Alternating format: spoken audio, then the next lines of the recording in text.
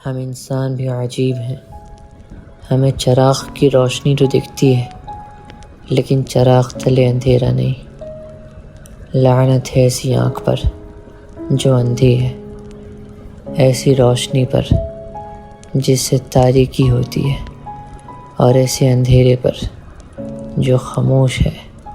لعنت ہے، لعنت ہے، لعنت ہے۔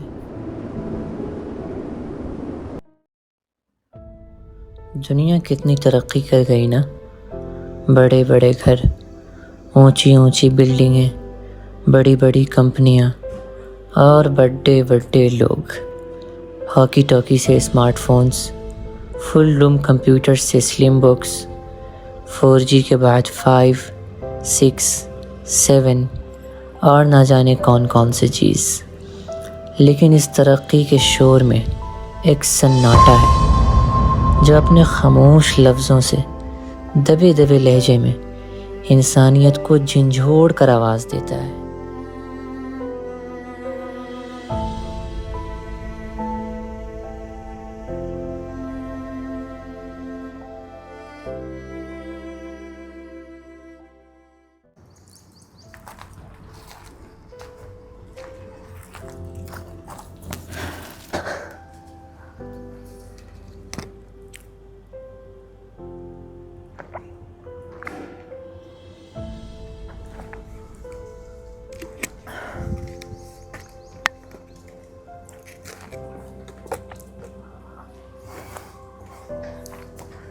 مانو کے اندر میں، جو کہ انڈیا کی ایک سینٹرل یونیورسٹی ہے، ہمارا ماسٹر آف اکنامکس چل رہا ہے، سیکنڈ سیم ہے۔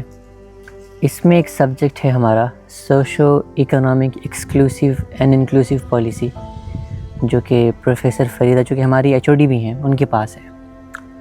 تو ان کی جو پہلی کلاس ہوئی تھی، انہوں نے ہم سے اس پہلی کلاس کے اندر میں پڑھاتے وقت ایک سوال کیا تھا کہ آپ غور کریں، تھوڑا سوچیں۔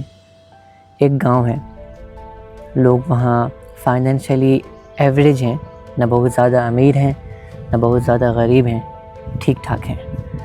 ایسے گاؤں میں ایک فیملی کے اندر میں ہی یا دو الگ الگ فیملیز میں دو بچے پیدا ہوتے ہیں، ایک لڑکی پیدا ہوتی ہے اور ایک لڑکا پیدا ہوتا ہے۔ بٹ اسٹرینجلی کسی اتفاق سے دونوں کے دونوں نابینا ہوتے ہیں، یعنی بلائنڈ ہوتے ہیں، انہیں دکھتا نہیں ہے۔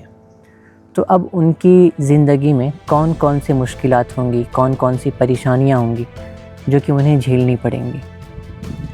ہم لوگوں نے سوچا تو کچھ پریشانیوں کا نام لیا، جیسے کہ عام زندگی کی پریشانیاں، کھانا، اٹھنا، بیٹھنا، سونا وغیرہ۔ دوسری چیز جو ہم نے کہی وہاں، وہ تعلیم کے حوالے سے، کہ ان کو جو ہے پراپر ایجوکیشن نہیں مل رہی ہے، اگر ملے گی بھی تو ویسی نہیں جو کہ ایک عام انسان کو ملتی ہے۔ اور اب چونکہ انہیں کوئی پراپر ایجوکیشن نہیں ملا یا کتاب پڑھنے کا موقع نہیں ملا، تو انہیں کوئی ایکسٹرنل اسکل حاصل نہیں ہوا، and at the same time انہیں کوئی جاب اورینٹیڈ اسکل حاصل نہیں ہوا، تو نہ انہیں جاب ملنی ہے نہ وہ بزنس کر سکتے ہیں۔ تو ان کا جو فائنینشیل کریئر ہے وہ تو ایسے ہی چلا گیا۔ اب ان کا چونکہ کریئر نہیں بنا تو ان کی شادی بھی نہیں ہونی ہے۔ تو ہم نے کہا عام زندگی کے حالات، ایجوکیشن، کریئر اینڈ میرج، یہ چار چیزیں اکٹھے۔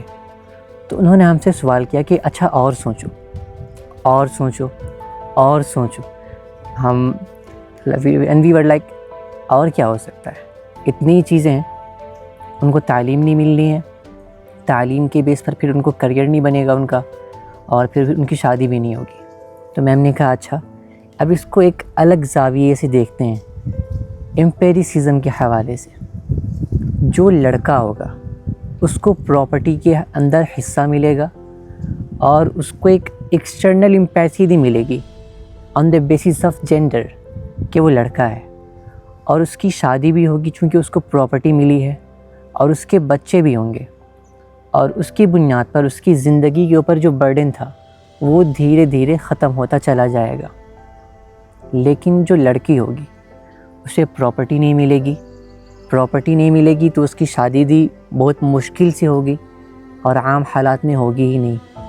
تو اب ان کے بھائیوں کی شادی ہونے کے بعد میں جو ان کی بیویاں آئیں گی تو وہ برڈن تھی ہی، اب اس کا پورا وجود، اس کا ایگزسٹنس ہی ایک بوجھ بن جائے گا، اور اس کی زندگی بیکار تھی اب بد سے بدتر ہوتی چلی جائے گی۔